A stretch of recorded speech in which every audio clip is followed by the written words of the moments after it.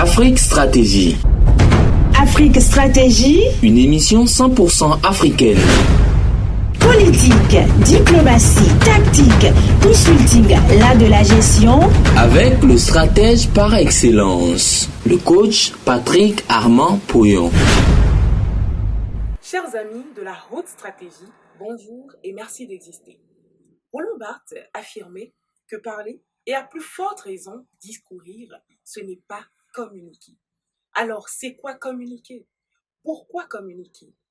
Voilà des questions importantes, profondes et graves pour lesquelles nous avons sollicité l'expertise du professeur émérite en coaching intégral, le coach Patrick Armand Pouillon, directeur de l'article scientifique le plus précis, le plus court, le plus concis, le plus clair, le plus compréhensif, le plus complet sur le pouvoir de la communication. C'est ici et maintenant, depuis le studio, Comlon Bernard Pouillon de Cotonou, et c'est juste après ceci. Restez connectés. Parler à son conjoint, à son enfant ou à ses collaborateurs et obtenir satisfaction est un art qui mérite un apprentissage approfondi. Si vous vous demandez encore quoi faire pour maîtriser cet art, alors bienvenue chez nous. Le communicateur incontournable, le coach Patrick Armand Pouillon, vous tend la main à compter du 20 au 30 novembre 2021 en classe Telegram. Profitez gratuitement de l'immense savoir-faire du coach Pouillon et découvrez les secrets du pouvoir de la communication. Pour tout renseignement, contactez le +229 60 95 91 91 ou le +228 91 91 14 15. Rejoindre cette formidable expérience, c'est rejoindre l'élite mondiale des communicateurs chevronnés. Professeur Pouillon, bonjour. Bonjour. Aujourd'hui, nous avons 4 heureux du jour qui nous viennent tous du Bénin. Il s'agit de Segla Eugénie, de Damblako Albert, de Maounan Romain Serge et de Togbe Zanou Albert. Quel est le décret du coach Pouillon pour eux? Je vous ai dit combien je suis heureux. Heureux de savoir qu'ils ont 1 an de moins. Heureux de savoir qu'ils ont rajeuni. Heureux de savoir qu'ils font un anniversaire dans le coaching, dans le bonheur, dans la grâce, dans la santé, dans le bonheur, dans tout ce qu'il y a de bon. Mais je voudrais aussi profiter pour leur rappeler combien ils sont importants pour moi, importants pour chaque ambassadeur du développement, importants pour Dieu. Je voudrais décréter pour eux le meilleur dans tous les domaines de leur vie. Je voudrais décréter pour eux la santé, oui, une merveilleuse santé. Je voudrais décréter pour eux l'argent, le bonheur dans leur foyer, la joie en abondance, la joie en permanence. Je voudrais décréter pour eux en un mot, le sourire permanent. Florent Eustache Ressou, un coach que vous avez formé, a soutenu une thèse à l'université d'Abo-Makalavi sur la sorcellerie. Une polémique s'en est suivie. Quel est votre avis? Je n'ai pas encore eu le plaisir immense de lire la thèse de Florent Eustache Ressou et je vais vous faire une confidence. En fait, c'est parce que, en temps par ses occupations, Florent Eustache Ressou s'est un peu éloigné du coaching. Sinon, cette thèse, il me l'avait proposée comme thèse à présenter à l'UVCDI et je l'avais encouragé dans le temps. Vous savez, la sorcellerie, je vais vous dire, tout le monde est sorcier. Tout le monde est sorcier. Et l'un est simplement plus sorcier que l'autre. Et je vais vous dire, lorsque vous avez la capacité de tuer quelqu'un, vous êtes sorcier. Or, qui ici va me dire qu'il ne connaît aucun produit qui peut tuer quelqu'un? Nous connaissons tous des produits qui peuvent tuer. Donc, nous sommes tous des sorciers.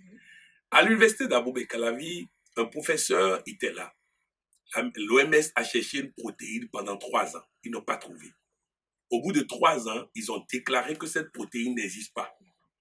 Le professeur du Bénin dormait quand sa tante sorcière le rencontre dans son sommeil et lui remet une plante et lui demande d'analyser cette plante hors labo, puisque la chaleur détruit la protéine et c'est parce qu'on les autres analysent dans le laboratoire qu'ils n'ont pas la protéine. Il fait l'expérience hors labo et il trouve effectivement la protéine. Il va maintenant à l'OMS et à l'OMS maintenant, les directeurs généraux de l'OMS lui demandent comment vous avez fait pour trouver le résultat avec une plante que nous on a utilisée et on n'a pas trouvé. Et le professeur de répondre, votre sorcellerie est terminée. La nôtre va commencer maintenant.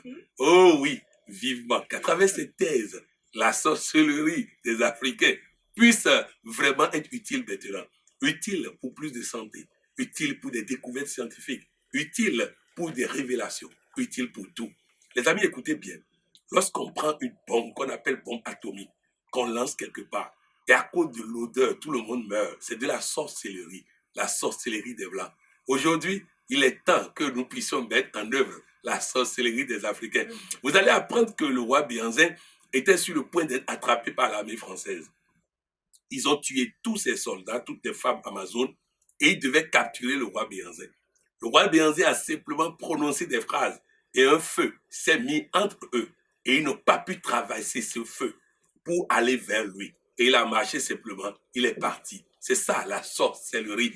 Ne voyez pas la sorcellerie contre un oiseau qui voyait la nuit, qui tue quelqu'un. Je ne pense pas que Florent va vous parler de ça. Ce dont Florent va vous parler, c'est la sorcellerie qui permet que vous soyez invincible et fier, puissant et riche.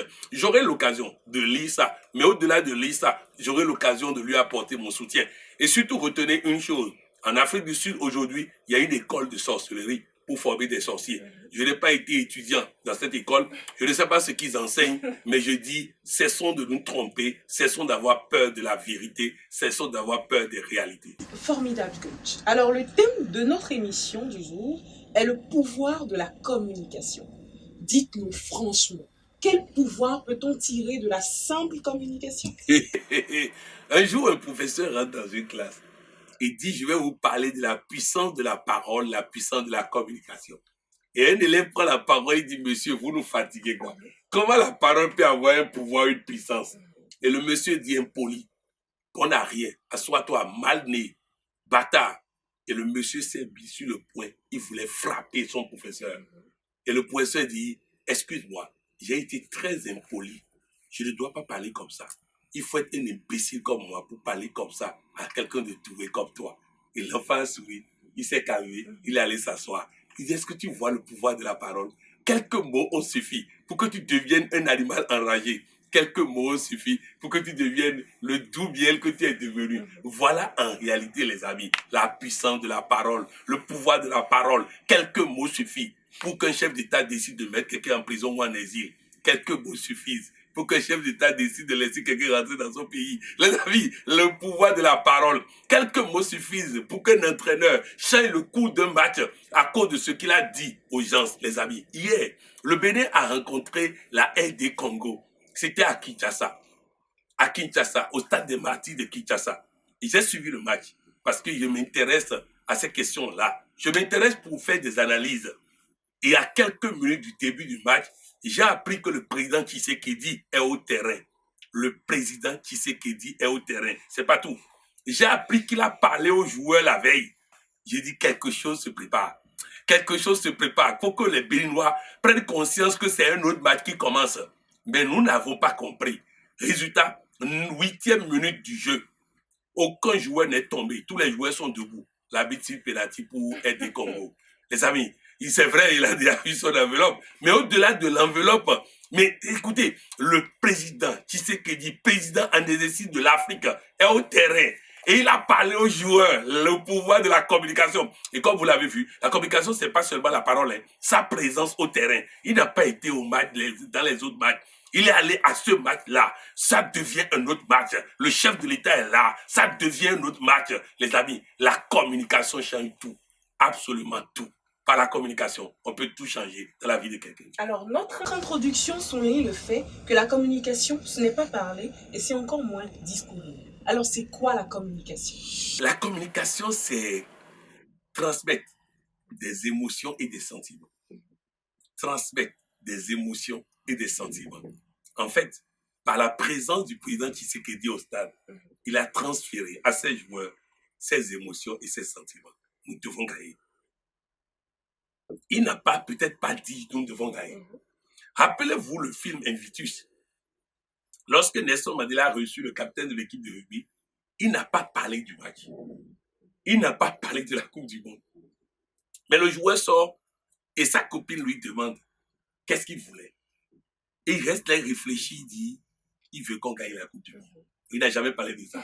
Il a réussi à communiquer ses émotions et ses sentiments.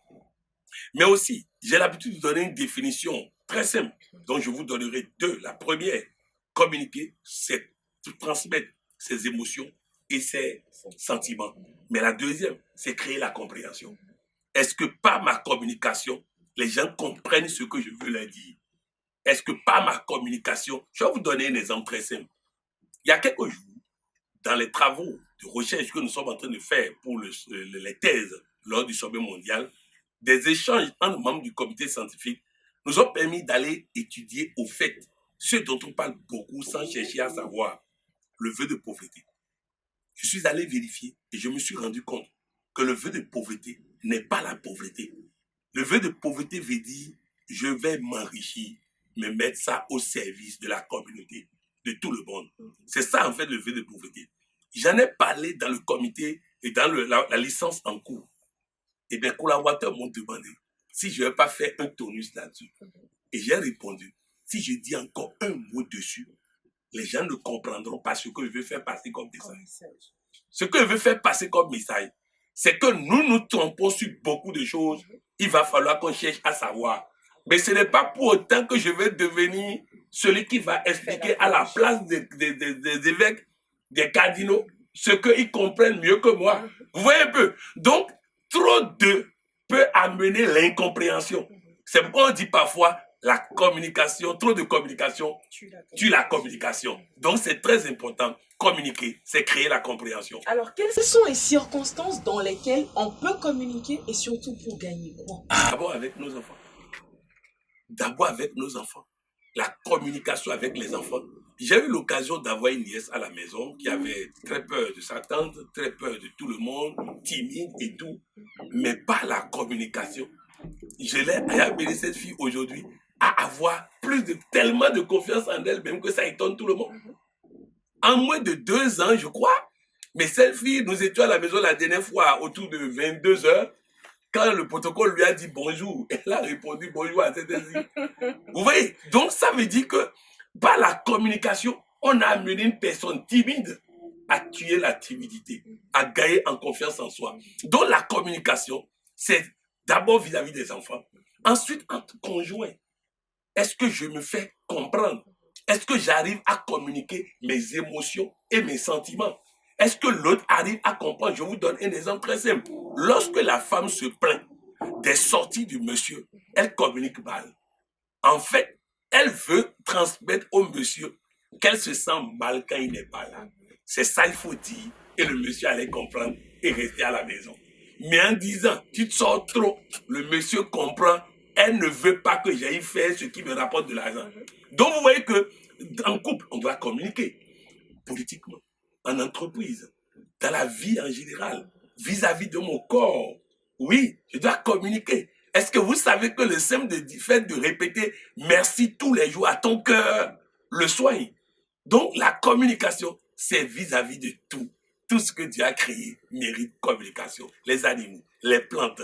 On va vous dire que lorsque vous communiquez avec les fleurs et que vous leur témoignez votre sentiment de joie, de plaisir, de bonheur, vous les amenez à fleurir et à fleurir très bien. Si c'est aussi important que ça de communiquer, quoi faire pour aider l'humanité?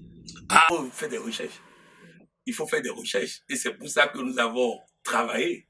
L'équipe du comité scientifique de l'UVCDI a travaillé à sortir le pouvoir de la communication. Un article scientifique qui synthétise les travaux antérieurs et qui prolonge sur de nouveaux travaux pour permettre à l'humanité de savoir communiquer juste pour la réussite en famille, pour la santé, pour le bonheur, pour la prospérité, pour la vie en général. Je vais vous donner aussi un autre exemple de communication.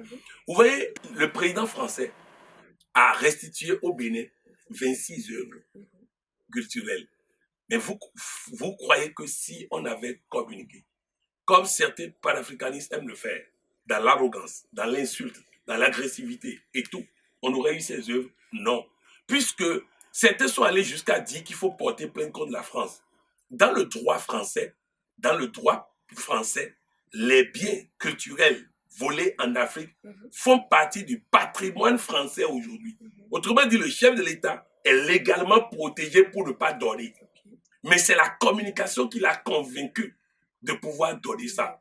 Et cette communication n'est pas seulement une communication du gouvernement du Bénin. D'abord, le Conseil représentatif des Noirs de France a fait un travail depuis des années. Et le gouvernement français leur a répondu que ce n'est pas une association qui va réclamer les œuvres.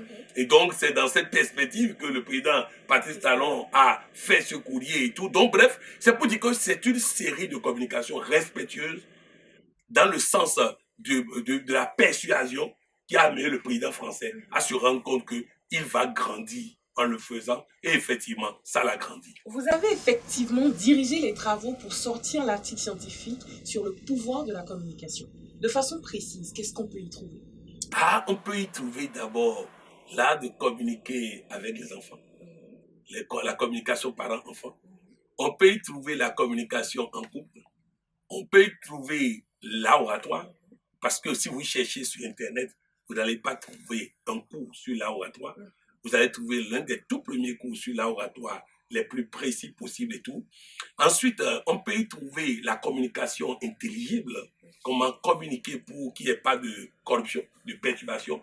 On peut y trouver la communication politique, mais dite dans un terme, dans un langage précis, clair, qui permet à tout politicien de savoir exactement quoi faire tout de suite et maintenant pour pouvoir communiquer politiquement.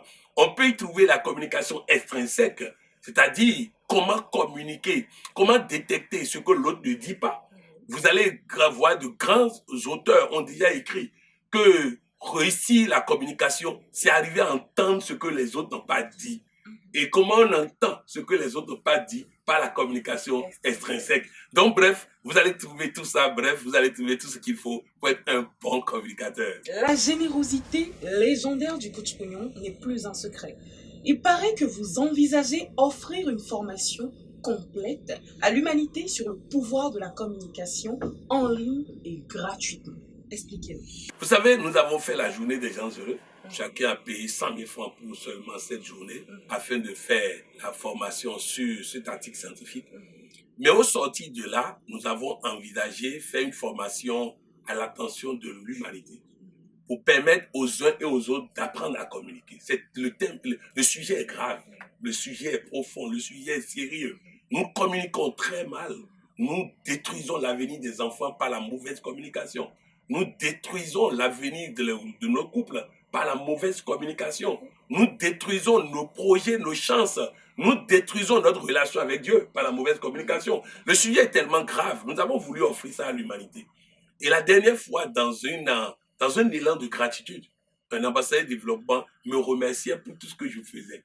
Et ça m'a donné envie de faire plus, de faire mieux. C'est pourquoi j'ai décidé d'acheter ce séminaire pour tous ceux qui vont suivre le séminaire. Et donc, nous allons à partir du 20 novembre, nous allons avoir cette formation en classe Telegram. Nous allons avoir une formation dense, profonde, consistante, qui permettra aux uns et aux autres d'apprendre à communiquer juste, d'apprendre à communiquer comme il faut. Et donc, par rapport à ça, c'est une opportunité pour chacun de nous. Je voudrais inviter tous les ambassadeurs de développement, tous les coachs, tous les sympathisants, tous ceux qui me suivent, à partager l'information avec leurs parents, leurs amis, leurs conjoints, leurs enfants, leurs relations, leurs collaborateurs, leurs leaders politiques, que tout le monde profite de cette formation extraordinaire qui va changer notre vie. C'est tout simplement incroyable. Mais quoi faire pour suivre cette belle formation que vous nous offrez? Très simple. Parfois, les gens me disent qu'ils ont écrit à mes collaborateurs, ils n'ont pas répondu vite et tout ça. Vous n'avez rien à faire de tout ça. Allez simplement sur Telegram, vous cherchez Canal Cours Lead, Canal Cours Lead, Cours C-O-U-R-S, Lead L-E-A-D.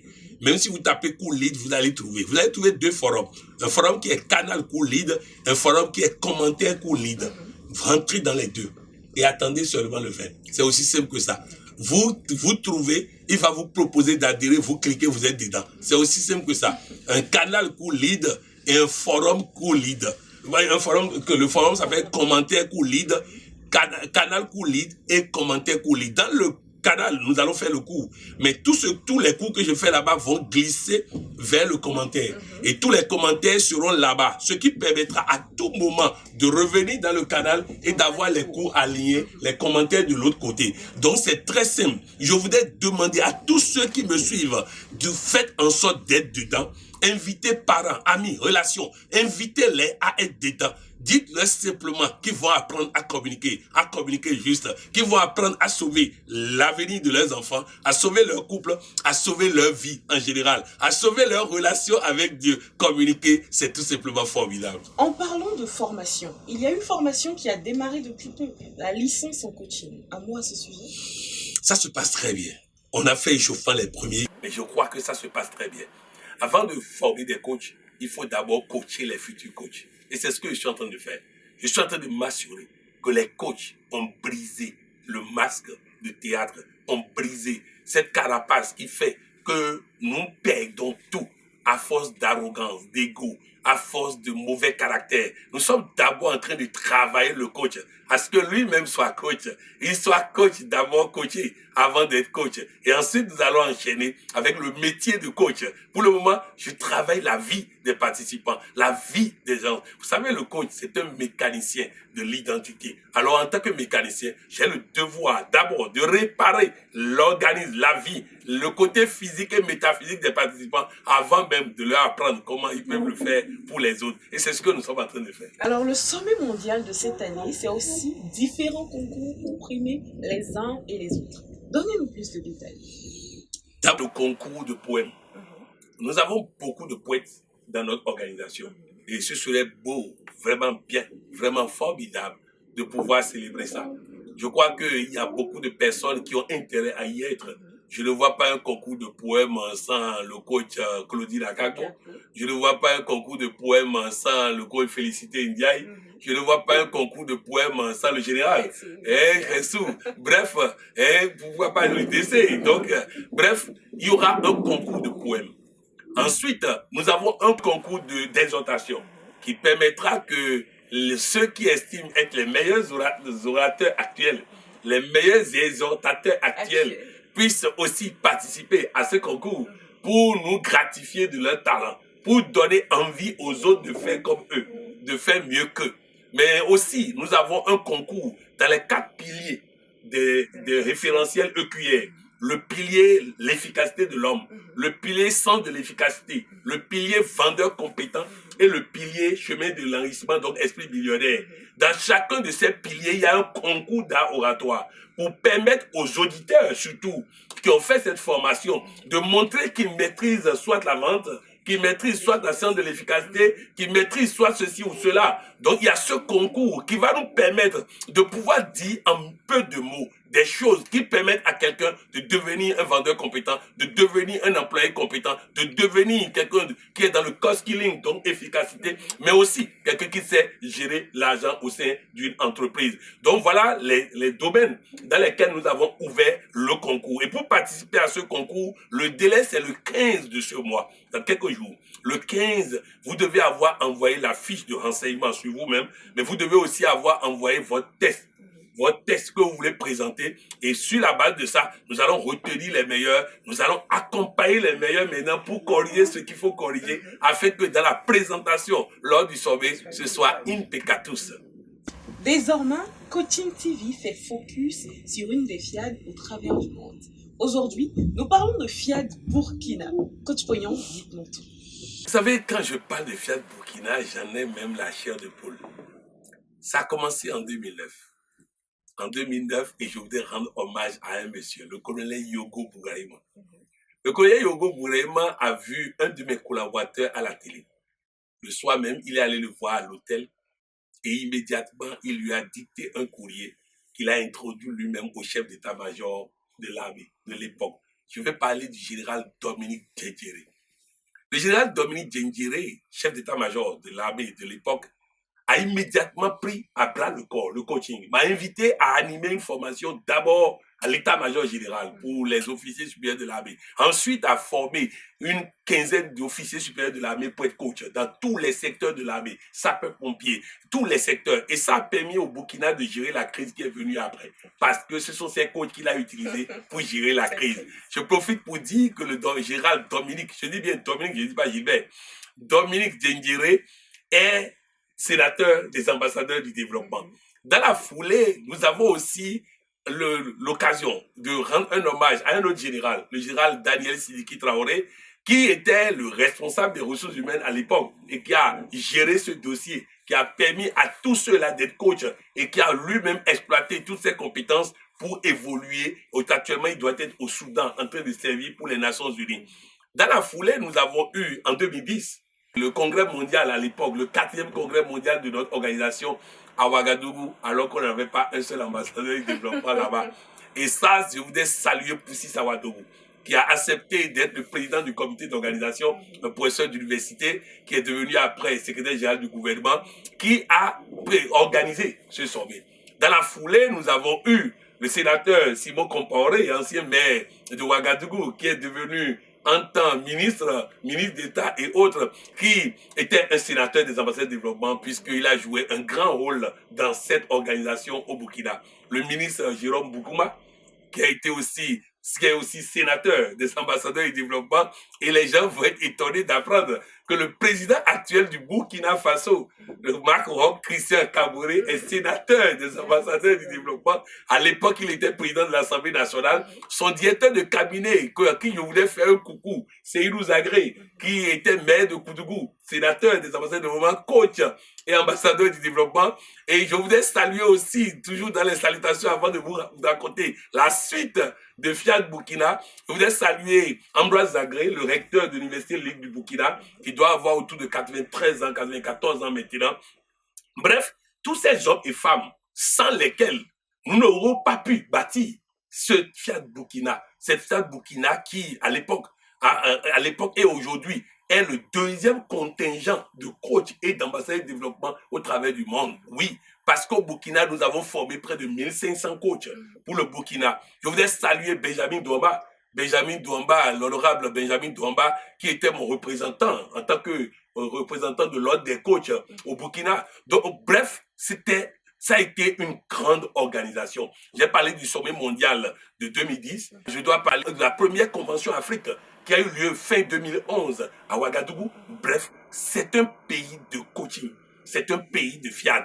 Mais à un moment donné, par des erreurs que nous avons tous fait, y compris moi, nous avons abandonné le coaching, la FIAD dans le temps. Mais depuis un certain temps, un travail impeccable est en train de se faire qui va être une grosse explosion au début de 2022 lorsque je ferai mon grand retour au Burkina. Et déjà, je voudrais saluer le président Fiad Ouaga et toute son équipe, le coach Kaboré Issa. Je voudrais saluer le président Adama Emmanuel Traoré, qui est membre du bureau mondial. Et je voudrais saluer la présidente Babine, Rachel de Bobo Dioulasso et son équipe qui font aussi un travail impeccable. Je voudrais saluer le président Rwamba et de Banfora. Je voudrais saluer le président Bakiono de Koudougou. Mais je voudrais dire que la FIAD Burkina avait 11 antennes.